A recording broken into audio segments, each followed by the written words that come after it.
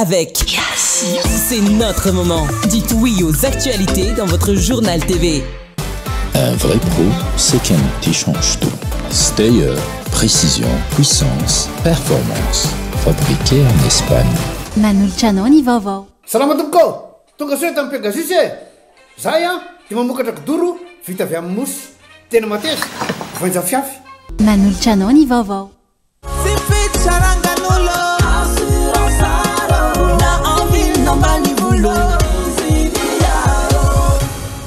Assurance art, dimampolo taona ny ilanao. Manoltrano ny vaovao. Poisson vaovao mampatanjaka. Broxa ihany. Manoltrano ny vaovao.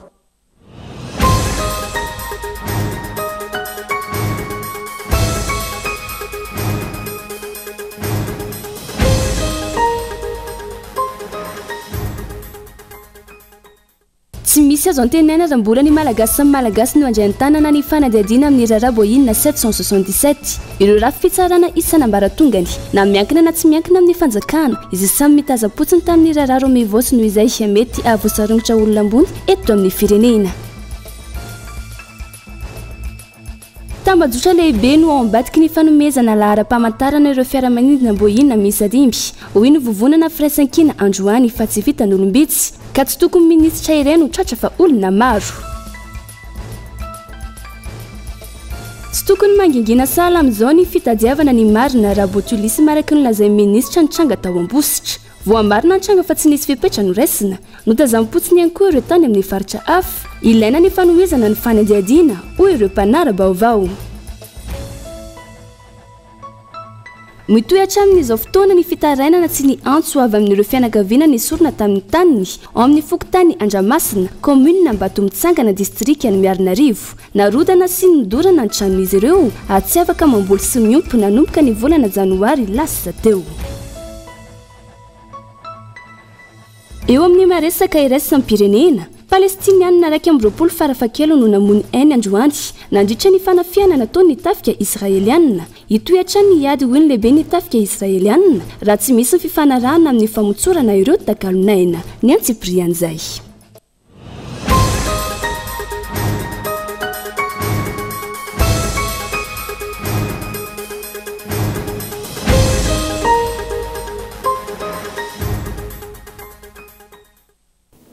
Aterina indray ny araba tompoko kilasy tompoko vava anao izay manaraka ny fampahalalam-baovao eto amin'ny Cool TV amin'izao alina izao. Hasaina-panajana ianao anaraka izany hatramin'ny farany. Ohatra ny mahazatra dia ny mahatoa an-dahatsoratra avy hatrany no hanomboantsika ny fampahalalam-baovao. Tsy misy azo antenaina raha mbola ny malagasy samy malagasy no andray an-tanana ny fanadihadiana mahakasika ny rara boina 767 ireo rafim-pitsarana isanambaratongany na miankina na tsy miankina amin'ny fanjakana izay mbola nitazapotsiny tamin'ny rara romevosy no izay mety ahavoasaringotra olona ambony eto amin'ny firenena.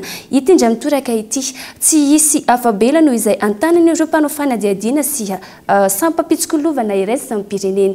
Mahatasika n'izay atra hoaratsika azy.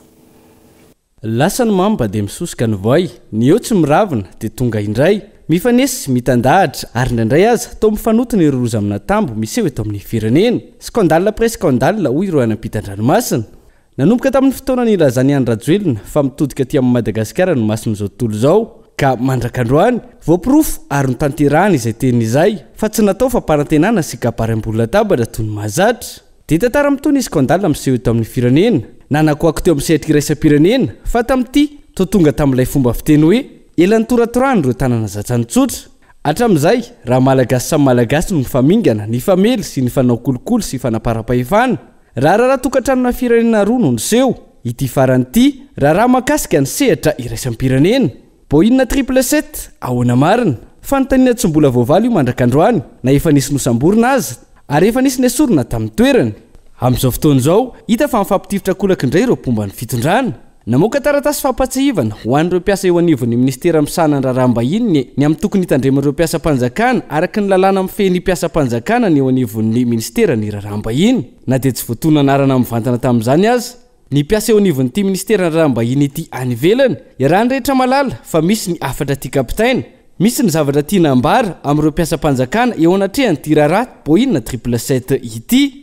voapirofo fa ny fampitifitra ary ahina ifampitifitra ny toerana ireo pomba ny fitondrana dia eo ampiandrasana ny valin'ny fanadihadiana no lazay ny fanjakana malagasy fampisokatra ny rehetra fanadihadiana izay tsy misy andrasana hoy ny mpanara-baovao matotsy niesika tamin'ireny raharaha romivosy ireny fa nitazapotsiny dia tsy sa tena nandray andraikitra ireo nampindramina ny fahefana na ny eo amin'ny fitandrona ny filaminana sy ny manodidina azy ireo mpanao famitorana na ireo fahefampitsarana tsy mbola vonina ampitovy ny rehetra samy eo ambany lalàna tsy mbola vonina ampandroso fa mbola zatra ny afindrafindrotsy azo avela manao fa tsy tena manao ny mpanadiady mandeha fa tsy tena mandeha ireo mpampiatra ny lalàna mandeha ihany fa rehefa tonga amina toerana iray na amina antanatohitra iray ka mifanehitra amina endrik'olona na anaran'olona fatataza dia na miembotra na mivily lalana ka raha ny eto toerana aloha no antenaina amin'ity raharaha-bohinina ity dia ho vola-kakafitra fa amin'ity moa hiditra antsehatra ireo fatadaza maneran-tany eo amin'ny fanadihadiana ireo sapapitsikilovana manana ny maizy azy ka na androany na rampitso tsy maintsy ivoaka ny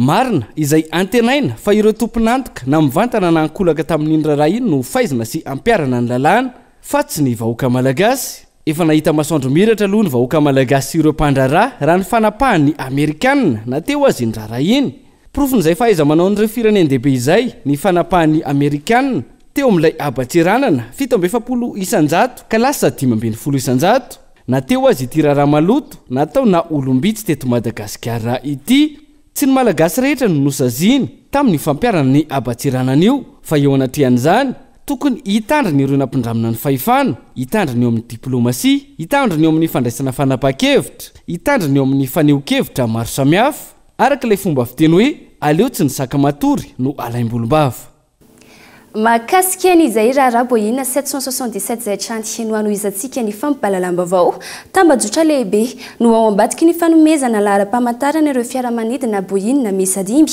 hoy ny vovonana Frainsankina Androany fa tsy vita n'olombetsy ka tsy tokony minisitra iray no tratra fa olona maro miahiahy izy ireo fa fanapahana ny raharaha tsy ho tonga ny amin'ny fanenjehana ny Andry Rajoelina sy ny pré-ministra Tsay Christian no antony nanalana io ministra io fanadihadiana no tateriny totsy ny Rina Tahiry tsy ampy ny fanalana ny ministry ny fitanterana raha ny fitadiavana ny marina ny tanjona amin'ny raharaha bohinina 777 hoy ny vovonana Frainsankina ny fanalana ny ministra dia painka entin'ny mpitondra hanapahana ny raharaha tsy ho tonga any amin'ny Andry Rajoelina sy ny Tsay Christian raha ny fanazavana raha tena hitady ny marina ny mpitondra tsy mijanona eo amin'ny fanalana ny ministra ihany fa manahadiady lalina manenjika ireo tompona andraikitra ambony maro voasaringotra na mivantana na ankolaka satria tsy vitan'olona iray ity raharaha ity fa nisy lehibe nampaniraka ary tambajotra mihitsy moa fahitanay an'le hoe fanamborana dia ohatrany hoe te etofenina affaire fotsiny hitanao zany dia mangina amin'izay nareo fa hita daholo io rehetrarehetra io antsy sy vitany io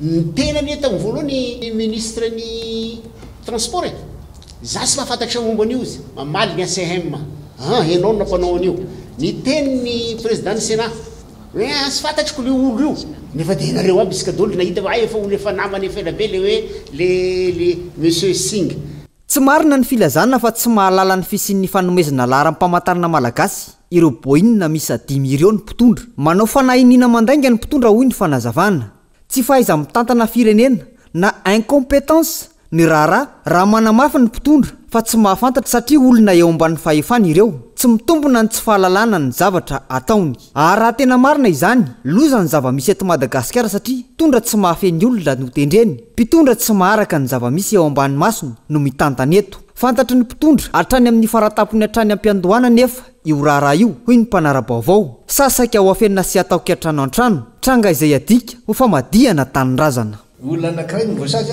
tsy sazy ny reny hoe fanalala ministre reny fananazy tsy sazy reny fa fiarovana azy ary ny tena marina matony amerikanina amin'izao fotoana zao ny européenne tsy mbola mamaly izy ny zavatra mitranga manao fanadiadiana lalina investigation tena miteniteny foana le milaza hoe tsisy zay tsy malala tsy malala an'io zay ianao tsy malala fananina filazana fa hoe tsy malala an'io zay zany volonté olona miteny zany fa tsy maharesy lahatra zany dia tsy fahaizana dia anao hoe tsy alala hoe misy zavatra mihitsy raha ohatra zany sanatreavany vava misy manafika tsika tsy malala mihitsy eto Madagasikara zany resaka administration no zany fitantanana an'le firenena zany mbaranahaka samy mialany tsy mahafantatra ny fisian'ny raharaha fa voafitaka na ny prime ministre ny Tsay Christian na ny ministry ny fitanterana kanefa ny ministra ihany no nongotana fa ny prime ministre tsy voakitika iany Rajoelina aloha hatreto tsy nahenom-peo fa ny fanapahana sy ny taratasy avy amin'ny fiadidinan'ny repoblika no hita.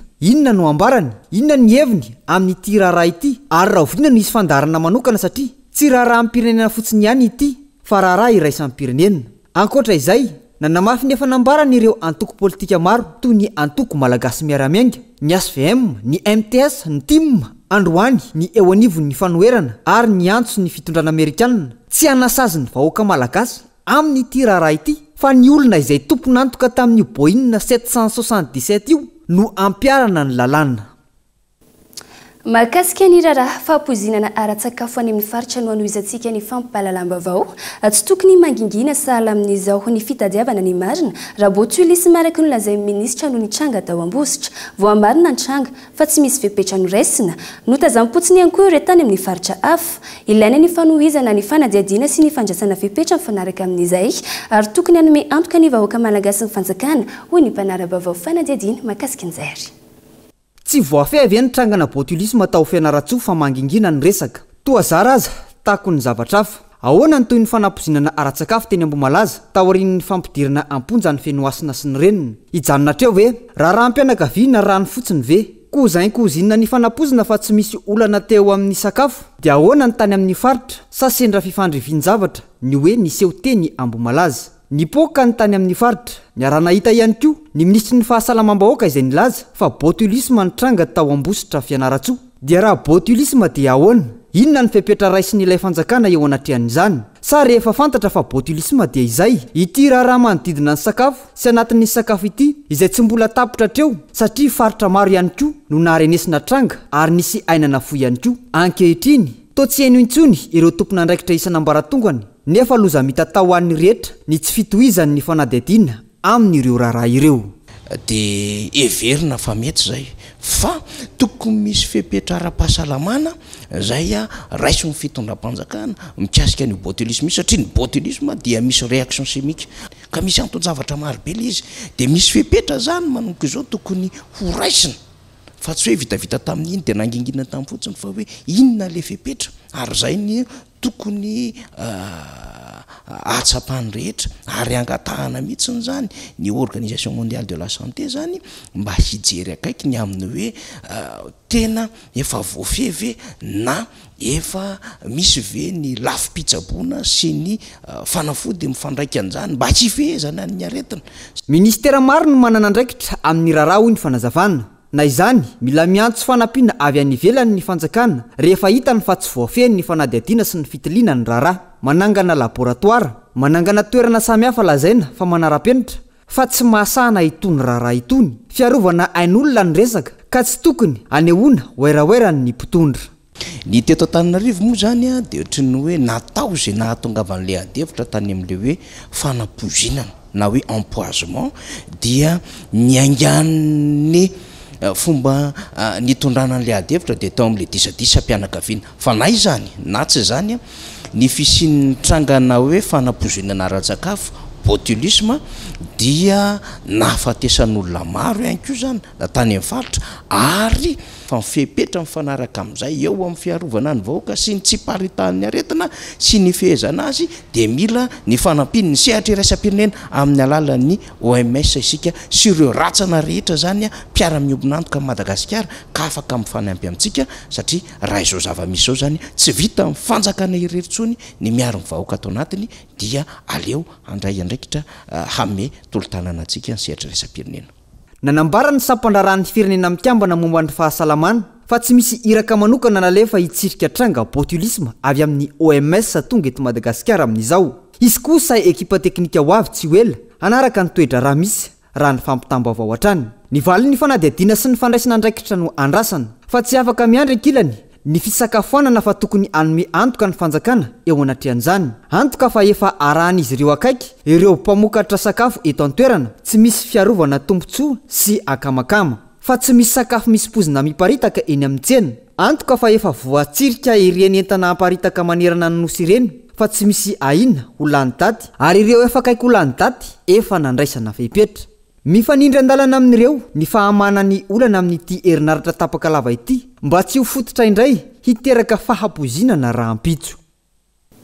tsy diso firenena isika vahoaka malagasy fa diso mpitondra hoy ny solombavambahoaka andria mampanjy totoso androany be loatra ny tsy fanarahan-dalàna ataony izao fitondrady izao ka nisan'izany ny filazany filohany antenimierando olona fa tsy ilaina ny enquête parlementaire ny raraboina 777 akoatr'izay endrika fanambanina ny mpanao gazety iny famalin'ny jenéral Ravalomanana Richardine hoe teo anivony olavitro ny mpanao gazety eto Madagasikara fa ny adiadina no tateriny Gabin Eloa.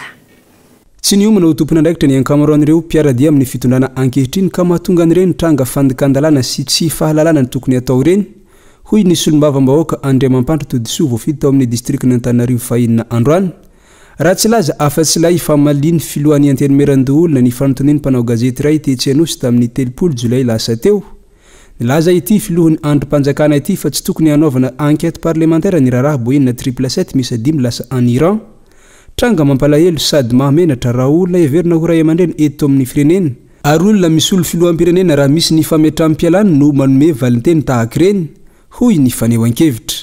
Mahatsikaiky izy ary mahamenatra hoe olona salamy ireny ve mahazo toerana ambony eto amin'ny tany sy ny firenena no miteniteny foana tahaka ireny satria ireny le nitapo ao am-pahefana tsy niomana ho lasa politicien sy tondra ny firenena fa tonga tampoka teo amin'ny fitondrana asengy mavoanty fitondrana ty dia eo vao mianatra raha tsy malala akory na ny pitsipitsy ny natao hoe administration ka publique aza na ny lalàna na lara-pamehana ho an'ny vahoaka ity zao dia misy resaka hoe inona le anana enquête parlementaire antan'izany ao anaty lalàna nkika zany ary zay na nisan'ny ilaina ny olom-boafidy salamin'ny solombavambahoaka dia mahazo manao enquête parlementaire izy tany tsy misy lalàna manao zay saipata ny mpitondra maro be zao ny voaka no miteny hoe hiala eto Madagasikara zay fa maninona rery lanitra no diso firenena izahay fa mijaly sy fadiranova na ny zanakay matimaty tsy fahatany ny tsy fahasalamana ny kolokolo ny fantrana tsy hoe diso firenena isika fa diso mpitondra zay ny tena izy. Namoaka fanambarana ny olavitry ny mpanao gazety eto Madagasikara omaly momba ity fanehoan-kevitry ny filohan'ny antenimieran-doolona ity nambarany OGM tamin'izany fa tsy mpikambana eo anivon'ny parlementaire ny mpanao gazety na pahalalàna manangona sy mamoaka vaovao marina no andraikiny manazava amin'ny vahoaka ny zavamisy mametraka ny fanontaniana tokony apetraka ary mitaky valiny amin'ireo tompony andraikitra ka ireny valinteny nataon'ny filohan'ny antenimieran-doolona ireny dia mampibaribary ny tsindry ara-moraly atrehin'ny mpanao gazety malagasy fa nitsikitsahana ny asa fanaovan-gazety ihany koa araka ity fanambarana ity hatrany ankoatra ny teo anivony olavitra dia manameloka ity fihetsika ity ihany koa ny mpanao gazety izay nilaza fa mitombo isan'andro ny endrika fanambaniana ataon'ireo nampindramina fahefana ny mpanao gazety manao ny asany.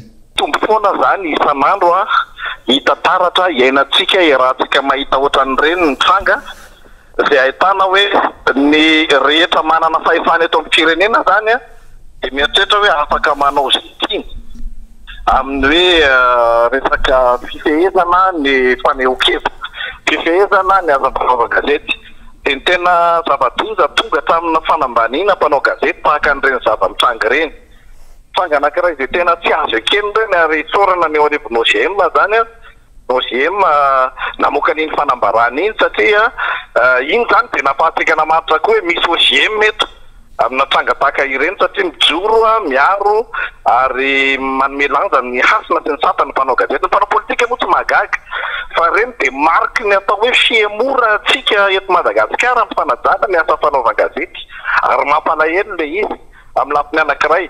Androany dia namoaka fanambarana indray ny antenimieran-doolona namaly ny olavitry ny mpanao gazety ka nilaza fa mpanao gazety avy amin'ny fanoherana inona metraka fanontaniana iny fanambarana izay vao maika nampitatra ny toe-draraha ary toa miantso ady amin'ireo mpanao gazety eto Madagasikara olona ho heverina ho ray aman-dreny fa ihany koa tompony andraikitra ambony eto amin'ny firenena ny asa fanaovan-gazety dia raha tsy ivina dia tsy misy fanoherana na fombana fa na inona tondry zotra ny fanoratany asa fanaovan-gazety iasana mampisitraka ny zo fototry ny olo-pirenena ahazo vaovao marina ny mpanao gazety ary manana zo malalaka anara-baovao amin'ireo tranga ilainy ny vahoaka androany araka izany dia voapirofo indray ny amin'ny hoe iza ny manakorontana sy mitarika korontana eto amin'ny firenena.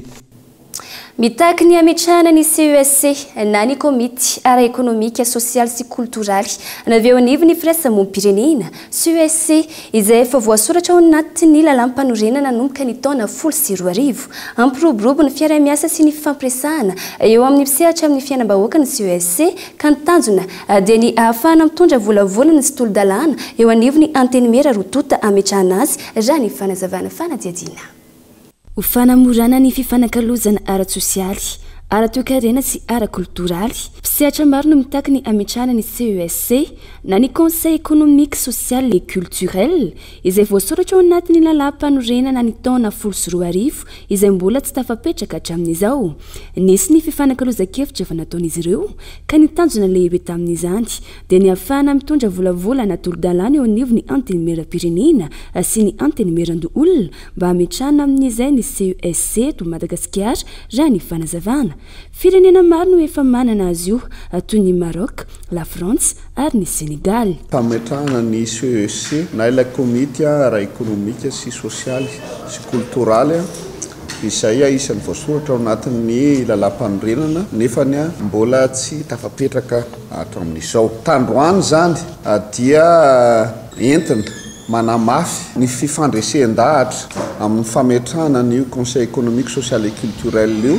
Fantatsika tsara fa ny Conseil économique, social et culturel dia efa tany amin'ny lalam-panorenana 2020 no nanoratana azy ary efa nisy ny ainga isan-karazany zany no taritin'ireo mpiatsehatra na avy amin'ny sehatra tsy miankina. Raha tsy aivina ny andraikitra raisin'io Conseil économique, social et culturel io dia manome torohevitra ny fitondrana ary angalana hevitra eo amin'ny famolafilana sy ny fahantaterahana ary ny fanjoina ny politika mpanjakana na ny politique publique ao sisitsika. Anisan'ny tena goavana ny lafiny ara-tontolo iainana eto Madagasikara hoy izy ireo ary io ny fototra ny fampandrosoana eto amintsika. Rafi-pirenena tsy mpanapa-kevitra fa fakakevitra ny CESC izay no mampiavaka azy raha ny fanazavana trany.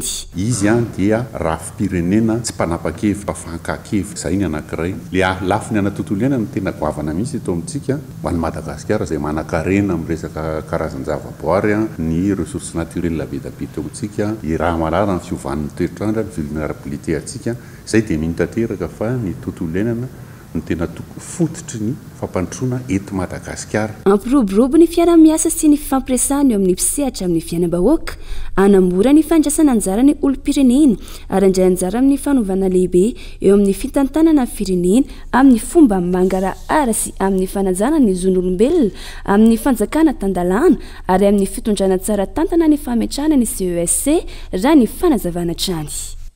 Iresaka mahakasika ny asa sy ny anivy ny fokotany andratsika ao anatin'ity fampahalalam-baovao manaraka ity.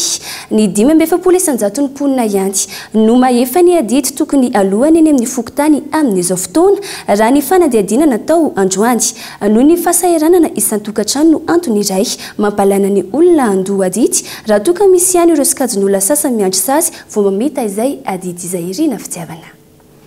Marisarisa amin'ny fandoavana didy eo anivon'ny fokotany ny akamaroan'ny mponina eto andrenivohitra sy ny manodidina noho ny fahasahiranany ny isa-tokantrano. Misy ireo manadino amin'ny fanefana izany, ao koa ireo miandry azy vao mandoha. Raha ny fitsipika amin'ny fe tsy mahazo ny taratasy ilaina ny olona raha tsy mahavita ny adidiny amin'ny fotoana hakany izany, toy ny vola fanadiovana isam-bolana ohatra. Na izany aza miezaka ny tompona andraikitry ny fokotany mijery ny tranga tsy azo anoarana manoloana ny olana mianjady amin'ny olona tsirairay. Manodidina ny 570 ny tahan'ny fahanefan'ny mponina ny adidy raha ho an'ny fokotany nanaty azo isotry. Sanatria hoe ila résidence izy ampidiran'ny mpianatra dia tsy afaka hanome ianao raha tsy nalohan'le 500 izy. Ny hoe sarotra ao anay zany tena misy dia misy zay ary tena hitanay sy fantatray hoe reto olona reto satria ireo matetika rehefa le maka an'le RFD any le olona dia matetika mihitsy izy le mamaly an'ireny na reny zany tena fantatray dia areny kosa le tena hoe tsy maintsy mifanehitra amin'ny sefy-fokotany matetika mila fanazavana zany zay inona lay antony. Misy koa ny mpitaka mihitsy tsy miditra ao amin'le toerana ny antony tsy azoazo n'ilay olona ao dia matetika mitambatra le zavatr'olona dia zay le manano sarotra anay le hoe tia ny lalàna dia tsy maintsy ampiarina io fa tsy maintsy misy lay fifandaminana kely ohatran'izay.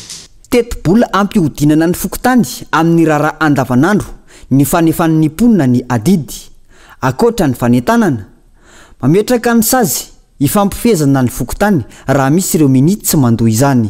Matetika moa fa tsy hoe indraindray misy heritaona tapitra ny heritaona jerenay tsy mahaloa mihitsy le izy dia tonga dia tsy pihako hoe tsy alotsony ty fa ty kosa mba hatonga manomboka eto amin'ity taona ty ianao tsy maintsy mandoa.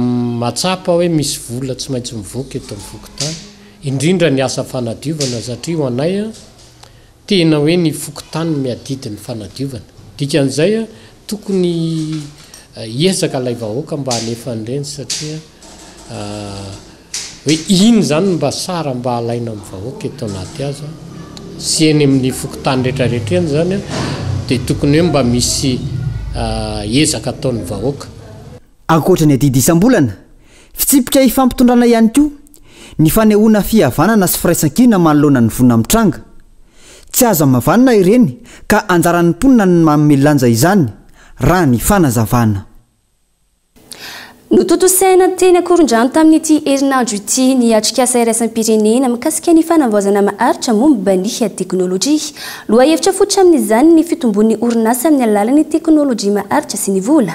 Ity hetsika ity iantsona fiara-miasa amin'ny fananganana ho avy maharitra ankoatra izay ampifondronana ny manam-pahaizana mpandraraha ary ireo antrim-panjakana ifampiresaka momba ny vahaolana manavao mifandray amin'ny fanamby ara-toe-karena sy ara-tontolo iainana aty Afrika. Ho any Madagasikara mbola betsaka ireo sakana tsy atratrarana ny fanamby io ary efa nanto famahana ny manam-pahaizana malagasy raha ny fanazavana fanampanazavana mahakasika an'izay. Ny olana dia olana iraisan'ny firenena rehetra maniran-tany saingy ireto olana manaraka ireto kosa dia ho an'ny Madagasikara manokana ny angovo azo avaozina ny angovo ankapobeny ny rano ary ny kalitaon'ny fiainana amin'izao dia efa eo ampifampiresahana amin'ny vondrona maro toy ny vahoaka sy ny manam-pahefana malagasy izahay ka anombohana ny tetikasa dia anadahady an'ireo ivotoerana momba ny teknôlôjia sy ho an'ireo mpanjifa miaraka amin'ny olana izay atrihina. Présentation izay teknôlôjia izay no entina teto fa fanampiny ao anatiny moa zany tsy maintsy hikitika resaka hoe financement anatiny resaka ahoana fomba appliquena anazy ho tsotra eto amintsika dia hiety tsara kokoa satria ny any amin'izareo ilay izy efa tena mandeha be toerana fianarana anankiray dia voagéré ao anatiny ao daholo ohatra ny resaka énergie rehetra resaka rano resaka jiro resaka biodiversité ao anatiny ao daholo. Dia iny lafomba vao indray no hoentsika amin'ny sento vetivety ao anatin'ny dokam-barotra mbola maro ireo ho vaovao taterina amintsika rehefa avy eo manasanao ary tsy saraka aminay.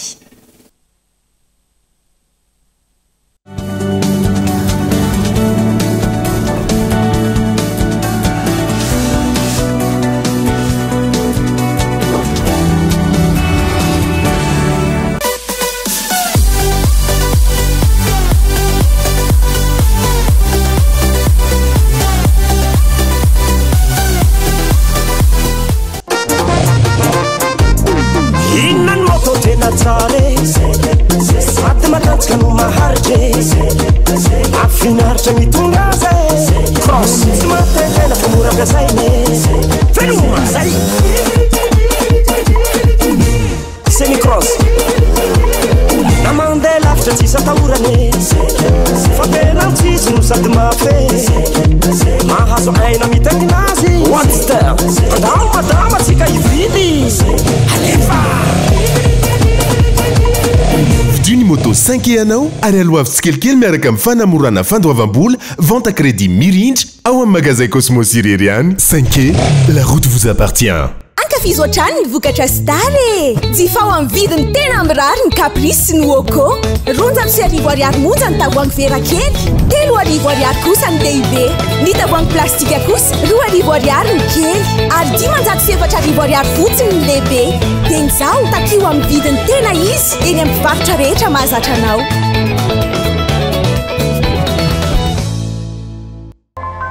Midea, numéro 1 mondial en électroménager. Plusieurs milliers d'utilisateurs dans le monde font déjà confiance à Midea. Pourquoi pas vous? Vous recherchez le luxe, la technologie de pointe, l'innovation et surtout un prix très abordable? Midea, c'est la modernité, l'innovation et le luxe à un prix défiant toute concurrence. Midea, avec une très large gamme de petits et gros électroménagers,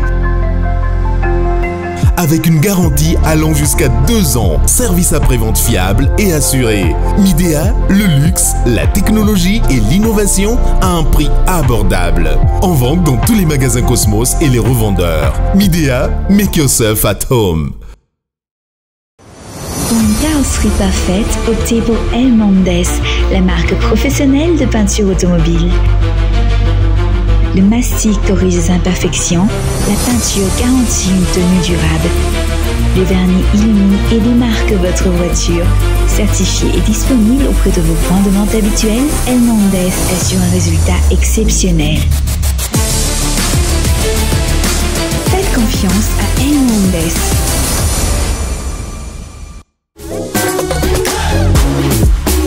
Norman Life miaraka miasa vaovao be ewa midira amin'ny tontolo feno tombontsoa ifandraisana tsy tapaka amin'ny fianaka amin'ny sanila misy event promo smartphone cadeau bonus tombontsoa avy amin'ireo mpiara-miasa aminay fiofanana manokana sy ny sisa midira team ewa ao amin'ny dièse 111 étoile 2 étoile 1 dièse ewa tero amin'izay wa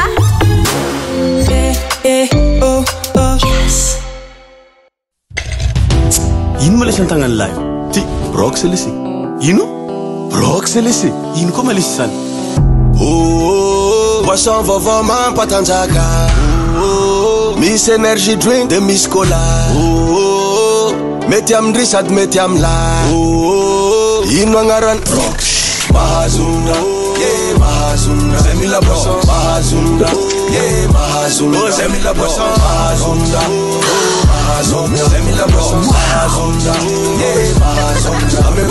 Broxa ihany.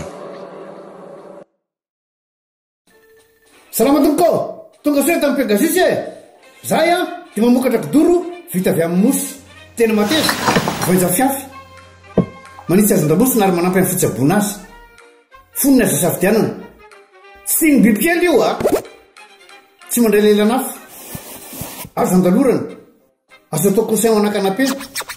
Mety boela gilet de sauvetage. Ary mbola misy tapis masoltsy amin'ny loko isan-karazany. Tsy mifidy toerana n'aiza n'aiza. Mahatatsy soka. Mora diovina sady tsy matahotra rano. Nefa malefaka. Pegasus koa dia mbola manana canapé sady fandriana. Ary isolant thermique le mampangatsiatsika ny atotrano amin'ny andro mafana sy mihazona ny hafanana amin'ny andro mangatsiaka. Dia tonga varaliana fa misy revo izay tiany.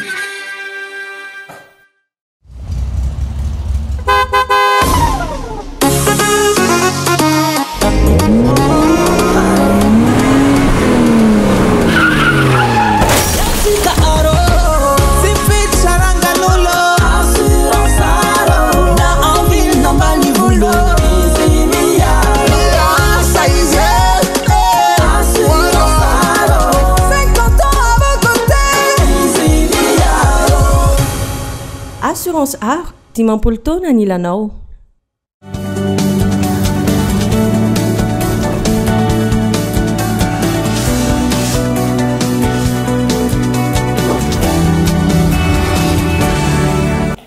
Dia tavaverina soma tsara tao anatin'ny tapany faharoa ny fampahalalam-baovao indray sika amin'izao fotoana izao. Aterina hatrany ny araba tompoko lahy sy tompoko vavy mbola sainam-pananjana ianao anaraka izany hatramin'ny farany. Mahakasika ny olana ny tantsaha any amin'ny commune Ambatomitsangany no anohizantsika ny fampahalalam-baovao mitohy hatramin'izao fotoana izao ny fitaranana sy ny antso avy amin'ireo fianakaviana ny sorona tamin'ny taniny ao amin'ny fokontany Andramasina commune Ambatomitsangana district any Miarinarivo narotana sy nidorana ny tranon'izy ireo ary tsy afaka mamboly sy miompy nanomboka ny volana janoary lasa teo fanadihadiana no tateriny Gaetan Antsiatsilafo. Raha tokana laza ilay resaka cousin sy cousine tamin'ilay raharaha Ambomalaza dia ny vinantolahy sy ny zafikely indray no niteraka olana ho an'ny mponina eto Andrianavoavy fokontany Andramasina commune Ambatomanjaka district ny Miarinarivo tany sy toeram-ponenana ary fambolena no resaka eto fa tsy sakafo sy tsingery taona zany dadabeany ra alfred zany ange vonantolahy izy ny tonga teto amin'ity andrena voavy ty vonantolahy izy ary rehefa nanambady ny olona vaivavy teto amin'ity tanàny ty izy ray aman-dreny lehibe zany de nisaraka nambolony tany izy tamitambatra fa rehefa misaraka kosa izy de vonantolahy ve tompoko afaka mbola mamboly tany tam'izany ady zany nefa nisy ny adin'ireo olona rototo reo rehefa nisaraka tamin'ny razana manana i rabe vazaha de niala tamin'ity tanàny ty satria nisy ny didi-pitsarana fa niady izy ko niseho tompo amin'ny tany fa olona vany amerina avy any izy de rehefa avy eo resy tateraka mihitsy tamin'ny didi-pitsarana tena normal i rabe vazaha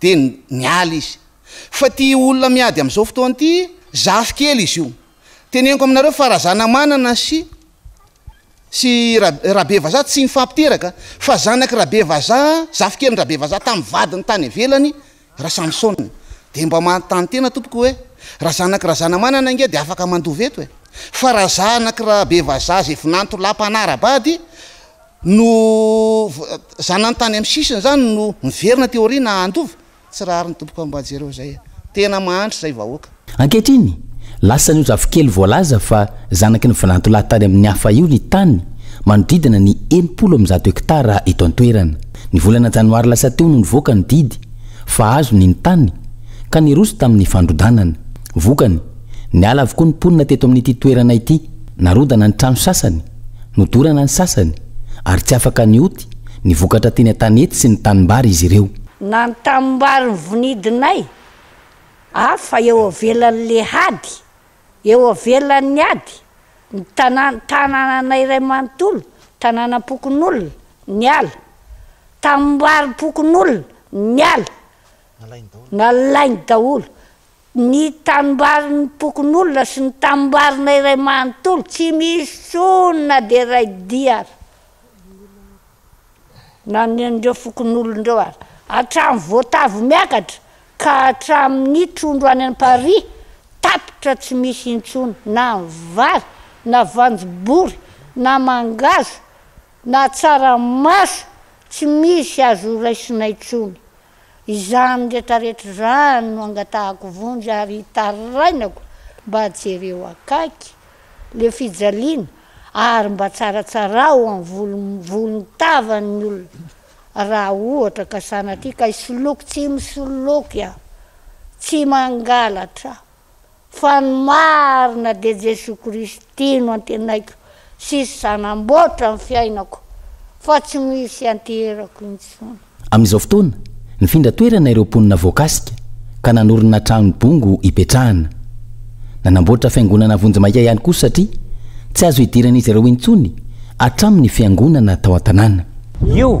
fiangonana de io vavany menakavy kely de fiangonana kely zany de io ivavaka isaky ny alady ka mampanera zao firatrango kely zao ivavany menakavy fa sy fiangonana efa nijoroana hatrambay de bodony tsy navelana ivavaka tsony satria ndroary de zay niala tao fa fiangonana zao de trano azo koa ivavany menakavy de hitanareo atorokanareo fanjakana fa io zany mba ingona menakavy ivavany menakavy zao de rehaty zao any amin'ny fitopolo valopolo zao vavaka de atrizay ka hatramin'ny androany tsy maintsy miaritra ny atsika eto amin'ity toerana ity retom-ponina ireto tsy mety mino no sain'izy ireo fa misy olona mahavita manilika olona amanjato ny tahaka izany eo amin'ny toeram-ponina ny atrizay misy ny kolikoly sy ny tsindra azolena hoy izy ireo ka izay manana sy mahita lalana ihany no mahazo ny rariny eto amin'ny tany sy ny firenena tsindra azolena fotsiny zao no mahazo anay ary misy ty kolokolo avoleta ao ambadika zao zavatra ao zay mifantatray satria fantatray ny zavatra mahazo anay hatramin'ireny hoe ordonnansa zay azonay akanay iotoanazonay vokatray nefa aveko inko mahazo ordonnansa le olona de aveo de vokatra fahazonay an-tranonay de mbola azony zareo alaina ihany kenkoa midika an'izany de tsy fantatray izy tika mba zay eny asainay teny ny hoe misy kolokolo avoleta ary tsindra azolena ny mahazo anay ka dia manateny ary atao hoe alao mba hijery akaiky fotony aty amin'ny fotony misy anay mihitsy ianareo mpitondra fanjakana mahefany ambony rehetra any fa de aiza any fotsiny nareo mihinana mambolony fa mba asivosolo tena azonareo antoka mihitsy hidina sy anadiady mivoaka hijeriny zava-misy aty atoerana miantony manam-pahefana sy ny tompona andraikitra rehetra araka izany izy ireo hijery akaiky ny tena zava-misy marina manoloany izao fandroahana sy fandrodanana toeram-poninana izao tsy mety raha ny samy malagasy no ifamono hoy izy ireo nanamafy vokatry ny kolikoly sy ny fanaovana tsindry azolena nanamarika ity herinandro ity ny fisian'ilay herinandro ny fampiroboroboana ny industria ho an'ny SADC. Anisany nandray anjara tamin'izany ny orinasa Star izay mamokatra zava-pisotro eto amintsika. Ankoatra ny fampirantiana nampiatrano ireo délégation vahiny nitsidika ny orinasa Star tany Ambatolampy ity orinasa ity. Gabin Eloa. Ny farana omaly zoma voalohany volana aogositra ilay semaine de l'industrialisation de la SADC izay nanamarika an'ity herinandro ity. Ankatiko zao fandraisan'ny Madagasikara ny fionambe antampo ny SADC izao. Anisan'ny orinasa eto amintsika nandray anjara tamin'izany ny Star. Omaly dia nandray an'ireo vahiny avy amin'ny firenena mivondrona ato amin'ny SADC ny orinasa Star tany Ambatolampy Vakinakaratra. Nampiseho ny fahaiza-manao ny sy ny piasa ao aminy eo amin'ny fanamboarana ireo zava-pisotro. Ny antony androany zany dia nampiseho ny fahaiza-manao atsika eto ny fanamboarana andreo vokatra izay ahafantarana Madagasikara na amin'ny resaka zava-mamy na amin'ny resaka zava-pisotro misy alkôla izay vokarina eto toerana miaraka amin'ny fahaiza-manao eto toerana sy ny matière première na ny vokatra ny tany eto toerana ihany koa ny anaovana anazy dia faly izay nampiseho an'izay napita an'izay fahaiza-manao atsika gasay amin'ireo izay mpiara-monina amintsika eo anivon'ny SADC mba ahafana ihany koa mifampizara ny traikefa ny fagnome hevitra izay tena votoatin'ity fivoriana teto androany ity ary famaranana ihany koa les semaines de l'industrialisation izay nandrasanay anjara na atao anivon'ny trano eva izany na atao anivon'ny fandraisana anjara ihany koa amin'ireo resaka ny fanaovana atao anatin'izay telo andro izay nisy ny resaka mahakasika ny économie circulaire sy ny qualité izay nandrasanay anjara ihany koa ny fanomezana traikefa sy ny fampizarana ny zava-misy eto toerana. Afapo tamin'ny fitsidihana ireto délégation ireto ary lina tamin'ireo fanamboarana sy ny famokarana zava-pisotro ataon'ny Star manana ny mampiavaka azy ity orinasa eto Madagasikara ity hoy izy ireo. Amin'ny anarany fireneko mila hevitra aminareo malagasy izahay atongavanay any RD Congo anana vokatra tsara tahaka ny eto aminareo satria rehefa nampitahiko ny vokatra orinasa Star eto Madagasikara sy brasserie any Kinshasa hitako fa miavaka ny anareo ampanetretena no ilazako fa tsara ny zava-pisotro vokarinareo izay fahatsarany kalitaonareo izay dia anetananay anareo hitotika amin'ny tsena iraisam-pirenena ianareo izao honoy ivo ny SADC ka tokony ananarotanareo izany miaraka amin'ny ekipa malagasy. Ankoatr'izay dia namporisika ny orinasa Star sy ny fanjakana malagasy ireto vahiny ireto hampiroborobo ny vokatra anenika ny Afrika na mihoatran'izany azo atao tsara izany hoy ny tompony andraikitra teo anivony ity orinasa ity. Miaratsy sy ny fiarahamonina mitombo ny tany fahantrana kanefa tsy mitsaha mitombo ny isa sy miroborobo ny karazam-pivavahana eto Madagasikara. Tsy misy vokany amin'ny fiarahamonina ve ny firoborobony antoko mpivavahana fa nadiadina makasika an'izay no arahana ao anatin'ny fandaharana Alalino Rapitso arahoary ny sombony makasika an'izay. Miroborobo ny karazam-pivavahana kanefa miha-mitotongana ny fiarahamonina. Ireo fiangonana sy ny mpitarika azy ve tsy mahavita ny asany. Sany noho ny fisian'izy ireo no mampizarazara sy mahapotika ny fiarahamonina. Samy manana ny navaliny avy araka ny fontom-pampianarany avy ireo karazam-piangonana nanaovana fanadihadiana. Imbonan'ny rehetra ny filazana fa efa ao anatin'ny vanim-potoana ny andro farany ka efa voasoratra fa hiaratsy ny fiainana. Saingy ny fijery amin'ny mahampitondra fivavahana tsy mitazapotsiny ny fandaminana ny fiarahamonina dia manana ny fanazavana ny antony sy ny vahaolana izy ireo. Ny avy ao anivony ny fiangonana Apokalipsy milaza fa na misy aza ny karazam-piangonana mitaiza ireo fiarahamonina mbola manjaka ny ratsy maika fa ratsy misy vao maika hiaratsy kokoa noho ny zava-misy ankehitriny. Milaza hoe miroborobo ny fivavahana nefa ny fiainan'ny olona vao meme mitotongana miaratsy dia andramo maro hoe foano ary le fivavahana zao ary misy fivavahana mbola zao ny zavatra misy mbola vao maika ny olona miaratsy ihany ny akamaroan'ny olona. Nareo le mpitandro filaminana nareo le mpitondra fanjakana antsika ireo nge olona manana ny fiangonana ny vavahany daholo reo misy pasteurany daholo reo dia reny olona betabeta antsika rehetrarehetra reny misy fiangonana daholo reny fa reny ary izy hoe misy fiangonana mitaiza azy nefa mbola zao ny iainantsika dia eritrereto hoe tsy asiana ary le fiangonana ny fiangonana Adventista mahita fa tsy ampy ny fifampizarana fitiavana eo amin'ny olona fa variana manao izay ampanankarena ny tenany individualisme ka na eo aza ny fiangonana manery mafy ny isambatan'olona ny fidiadiavaka rena. raha pitso amin'ny fitory hariva no anarahantsika ny antsipriany makasika an'iny alalion'iny fa impito eo amin'ny maresaka iraisany pirenena isika amin'izao fotoana izao. Palestinianina raiky amby roapolo farafakelo no namony eny androany nandritra ny fanafiana nataony tafika israelianina. Itoy hatrany ny ady hoy ny lehibe ny tafika israelianina raha tsy misy ny fifanarahana amin'ny famotsoranareo takalonaina amin'ireo olona raiky amin'ny 520 ny lalànan-keriny tamin'ny fahafito ny volana aogositra 13 tao Israely. 7 amin'izy ireo no mbola voafonja ao Gaza ka ny 17 tamin'izy ireo nambara fa namony eny araky ny vavao avy any antoerana. Dia iny vavao indray no hoentsika manakatona ny fampalalam-bavao amin'izao alina izao. Isorana anao tompoko lasy tompoko vavy nanaraka izany hatramin'ny farany mamy fotoananao any raha-pitsondray feloma tompoko.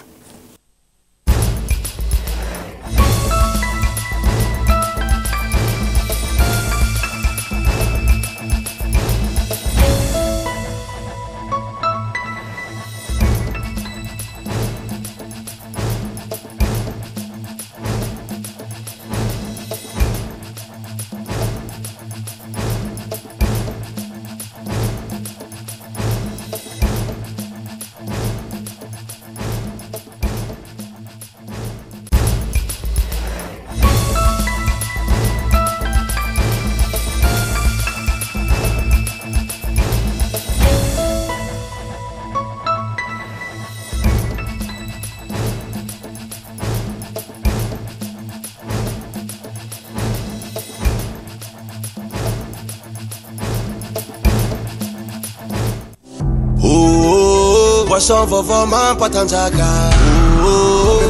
Brox vous a présenté Ny vava. Salama tompoko, tonga soe tamin'ny Pegasus e. Zay dia mamokatra kidoro vita avy amin'ny mosy tena mateza voanja fiafy. Vous a présenté Ny vava.